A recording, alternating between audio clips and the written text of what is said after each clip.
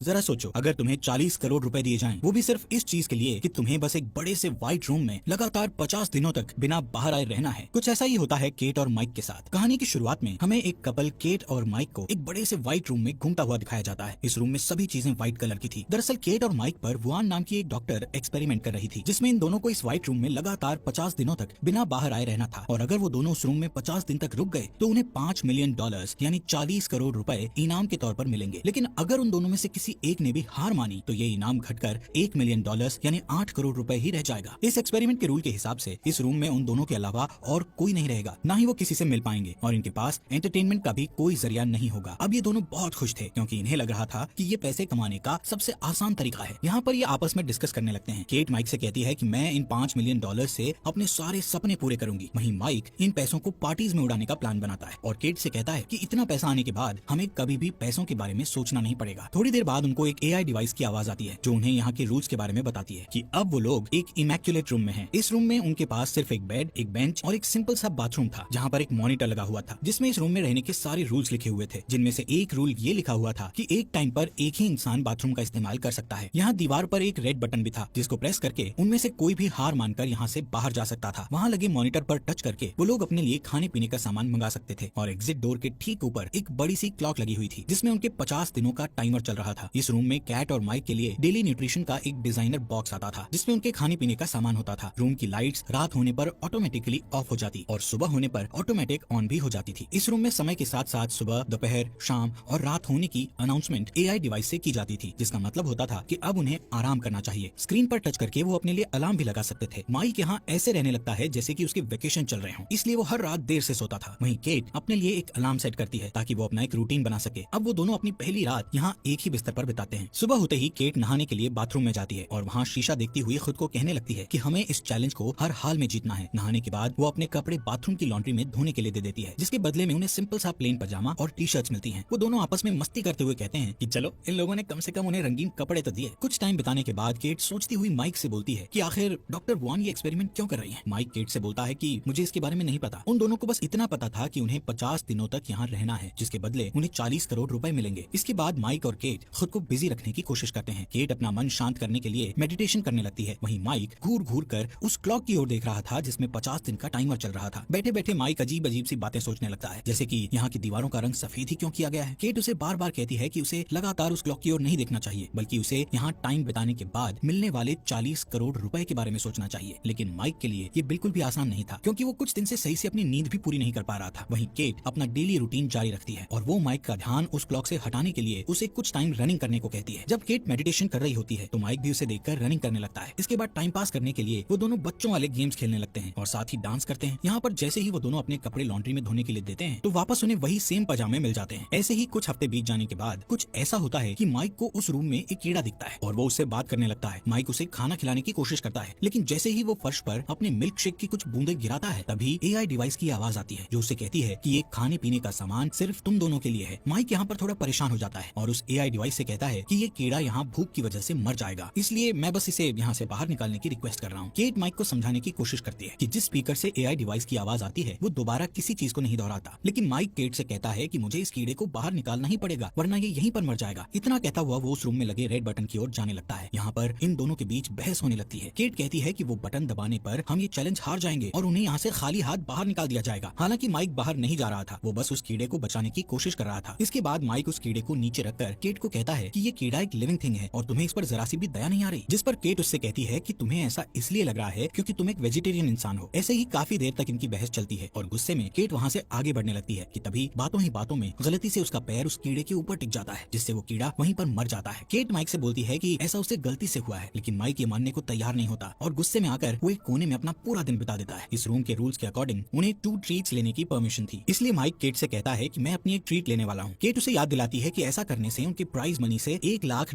कम हो जाएंगे, इसलिए वो माइक को ऐसा करने से मना करती है। लेकिन फिर भी माइक अपनी ट्रीट लेने चला जाता है और बदले में उसे एक ग्रीन कलर का स्केच मिलता है। माइक कहता है कि इससे तो उसका कुछ होने वाला नहीं है, फिर भी कम से कम अब दीवार पर आर्ट बनाकर टाइम पास तो कर ही सकता हूँ। अब जैसे ही कैट उसे दीवार पर ड्राइंग करते हुए देखती है तो वो उससे खुद का पोर्ट्रेट बनाने को कहती है, जिस पर माइक भी उसका पोर्ट्रेट बनाने लगता है। काफी टाइम बाद केट बोर होकर यहाँ से चली जाती है क्योंकि वो माइक के लिए एक मॉडल नहीं बनना चाहती थी। वहीं माइक तब तक ड्राइंग करता रहता है जब तक वो उस स्केच को खत्म नहीं कर देता। वो पूरे बाथरूम और टॉवल को ग्रीन स्केच से पूरा भर देता देता है। इस वजह से केट बहुत परेशान हो जाती है और माइक से अपने पहले के रूडली बिहेवियर के लिए सॉरी बोलती है। लेकिन यहाँ पर इन दोनों के लिए एक अच्छी बात ये थी कि अब 50 में से सिर्फ 20 दिन ही और बचे थे। ऐसे ही इनके इस रूम पे दिन बीतते जाते हैं और एक सुबह अचानक केट को बाथरूम में एक गन मिलती है। ये दोनों हैरान और परेशान हो जाते हैं कि ये गन आखिर यहाँ कैसे आई। बाथरूम से वो गन उठाकर ये दोनों बेड के नीचे फेंक कर उसे छुपा देते हैं, क्योंकि एआई डिवाइस ने उन्हें लॉन्ड्री में कपड़ों के अलावा और कोई चीज देने से सख्त मना किया था। कुछ दिनों बाद इन्हें कुछ रिवॉर्ड मिलता है, जिसमें इनको एक फैमिली और फ्रेंड्स के मैसेज दिखाए जाते हैं। माइक अपनी सिस्टर का मैसेज देखता है जो उसे बताती है कि वो कैसी है और मॉम डैड कैसे हैं। अपनी बहन को देखकर माइक बहुत खुश होता है। लेकिन जब केट को उसके डैड का वीडियो मैसेज दिखाया जाता है तो उसके डैड कहते हैं कि अब वो रोड पर नहीं बल्कि एक शेल्टर में रह रहे हैं। केट उस वीडियो को रुकवाना चाहती थी, लेकिन उसके कई बार कहने पर भी वो वीडियो नहीं रुकता। तभी वो बाथरूम की ओर जाती है और वहाँ जोर जोर से रोने लगती है। माइक उसे चुप कराने की कोशिश करता है। इसके थोड़ी देर बाद वो दोनों एक साथ लिपट कर सो जाते हैं। अब जैसे ही सुबह अलार्म बजता है तो केट बेड से नहीं उठती, क्योंकि वो डिप्रेशन में चली गई थी। जब माइक उससे ना उठने की वजह पूछता है तो वो उसे बताती है कि उसने अपने डैड को कई सालों बाद देखा था और वो हमेशा माइक से झूठ बोलती रही कि उसके डैड नहीं है, क्योंकि वो अपने डैड को लेकर बहुत शर्मिंदा थी। वो माइक को बताती है कि उसके डैड बहुत ज्यादा ड्रिंक करते थे और उसके स्कूल की फीस भी नहीं भरते थे। माइक केट से कहता है कि अब हमारे इस रूम में 50 दिन पूरे होने में सिर्फ 2 ही हफ्ते बचे हैं, लेकिन केट अभी भी बेड पर ही पड़ी हुई थी। माइक उसे एंटरटेन करने के लिए नए नए तरीके आजमाता है, लेकिन इससे कैट पर कोई असर नहीं होता और फिर वो खुद भी कैट के साथ बेड पर लेट जाता है, लेकिन इससे भी कैट को कोई फर्क नहीं पड़ रहा था। ये देखते हुए माइक जमीन पर जाकर लेट जाता है। नेक्स्ट डे माइक केट को उनकी बची हुई एक और ट्रीट लेने के लिए कहता है, लेकिन केट उसे ये कहकर मना कर देती है कि वो और पैसों को खोना नहीं चाहती, जिससे माइक फ्रस्ट्रेट हो जाता है, क्योंकि उसे लगता है कि अब वो केट की मदद नहीं कर पाएगा। कि तभी केट बेड से उठती है और माइक से उसकी दूसरी ट्रीट मांगने के लिए कहती है, भले ही उनका $1 मिलियन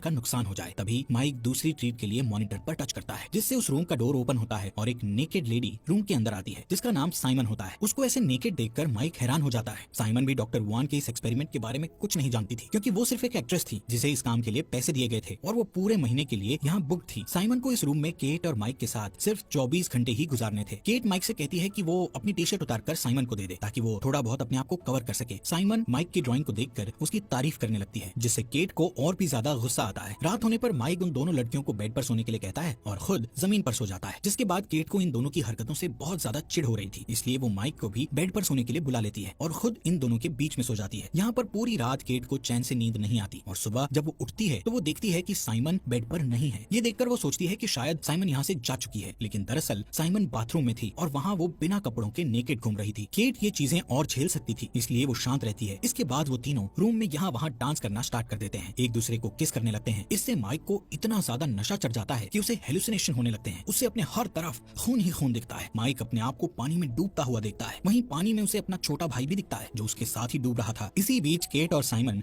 माइक को होश में ले आती हैं, लेकिन वो अभी भी पैनिक कर रहा था और जोर जोर से रोने लगता है। वो बार बार एक ही चीज रिपीट कर रहा था कि मेरे भाई शॉन को डूबने से बचा लो। केट उसे किसी बेड पर ले जाकर सुला देती है, जिसके बाद साइमन केट से पूछती है कि वो और माइक कैसे मिले थे, जिस पर केट बताती है कि वो लोग एक बारिश वाले दिन मिले थे। उसके पास अम्ब्रेला नहीं थी। तभी माइक उसके पास आया और उसने उसे भीगने से बचाया। यहाँ पर ये दोनों आपस में ऐसे काफी टाइम बातचीत करती रहती हैं। थोड़ी देर बाद माइक जग जाता है और साइमन के पास जाकर बैठ जाता है, जहाँ वो दोनों अपनी अपनी लाइफ के बारे में बातें करने लगते हैं। साइमन बताती है कि उसने अपनी मदर को बचपन में ही खो दिया था। यहाँ पर ये दोनों अपने अपने फैमिली मेंबर्स के गम को शेयर करने लगते हैं, जिससे इन दोनों के बीच बॉन्ड और अच्छा हो जाता है। साइमन माइक का हाथ पकड़कर उसे रिलैक्स फील करवाती है कि तभी पीछे से केट आकर उन दोनों को एक दूसरे का हाथ पकड़े हुए देख लेती है। अब केट का गुस्सा 7वें आसमान पर चला जाता है, क्योंकि वो पहले से ही उन दोनों की नजदीकियों को बहुत झेल रही थी। केट साइमन को बोलती है कि तुम शुरू से मेरे बॉयफ्रेंड को मुझसे छीनने की कोशिश कर रही हो। इस बात पर साइमन भी केट पर गुस्सा हो जाती है और बोलती है कि तुम एक इनसिक्योर लड़की हो जिसे अपने बॉयफ्रेंड पर जरा सा भी विश्वास नहीं है। यहाँ पर ये दोनों एक दूसरे पर चिल्लाना शुरू कर देते हैं। तभी माइक गुस्से में आकर इन दोनों पर चिल्लाता है और यहाँ से जाने लगता है। थोड़ी देर बाद केट साइमन से माफी मांगने की कोशिश करती है, लेकिन साइमन उसके गुस्से को ये कहकर और भड़का देती है कि उसने माइक के साथ ऐसा कुछ भी नहीं किया था। नेक्स्ट मॉर्निंग जब माइक उठता है तो वो कुछ ठीक फील नहीं कर रहा था। अब साइमन भी इस रूम से जा चुकी थी, लेकिन जाने से पहले उसने यहाँ माइक के लिए एक मैसेज छोड़ दिया था, जिसमें लिखा था कि पहले कभी किसी ने मुझसे इतना प्यार नहीं किया। केट ये मैसेज माइक को दिखाती है और उस पर भड़कने लगती है कि तुम मुझे चीट कर रहे हो। माइक केट को समझाता है कि जो भी साइमन ने लिखा है वो सब झूठ है। वो कहता है कि इस रूम में ये सब जानबूझकर किया जा रहा है ताकि वो दोनों आपस में लड़ें और हार मान लें। गुस्से में केट माइक को धक्का मार देती है, जिससे उसका सर दीवार से टकरा जाता है और उसके सर से खून बहने लगता है। माइक केट से दूर चला जाता है और उसे कहता है कि उसने कभी भी उसे धोखा नहीं दिया, तब भी नहीं जब वो न्यूयॉर्क चली गई थी। वो हमेशा चाहता था कि केट कभी भी अनकंफर्टेबल फील ना करे, इसलिए उसने अपने कई सारे दोस्तों से मिलना छोड़ दिया। उसने अपने कॉलेज की पढ़ाई भी पूरी नहीं की ताकि वो केट के साथ घर पर रह सके। जब वो डिप्रेस थी तब भी वो उसके साथ था और इन सब के बदले में उसे क्या मिला? बस उसका शक और नफरत। यहाँ पर केट माइक से माफी मांगती है कि मुझसे गुस्से में ऐसा हो गया। तभी माइक को बहुत अजीब सा फील होने लगता है। वो कहता है कि उसे डॉक्टर की जरूरत है। केट जल्दी से उसके लिए मिल्क शेक लाती है और एक टॉवल से उसके सर की चोट को कवर करती है, जिसके बाद वो माइक को कहती है कि उनके इस रूम के कॉन्ट्रैक्ट में मेडिकल रिसोर्सेज के बारे में नहीं लिखा। माइक ये सुनकर बिल्कुल भी विश्वास नहीं कर पाता कि वो केट से क्या सुन रहा है। वो केट से पूछता है कि क्या सच में तुम्हें मेरी इस चोट की चिंता है। दरअसल माइक की चोट काफी छोटी सी थी और धीरे धीरे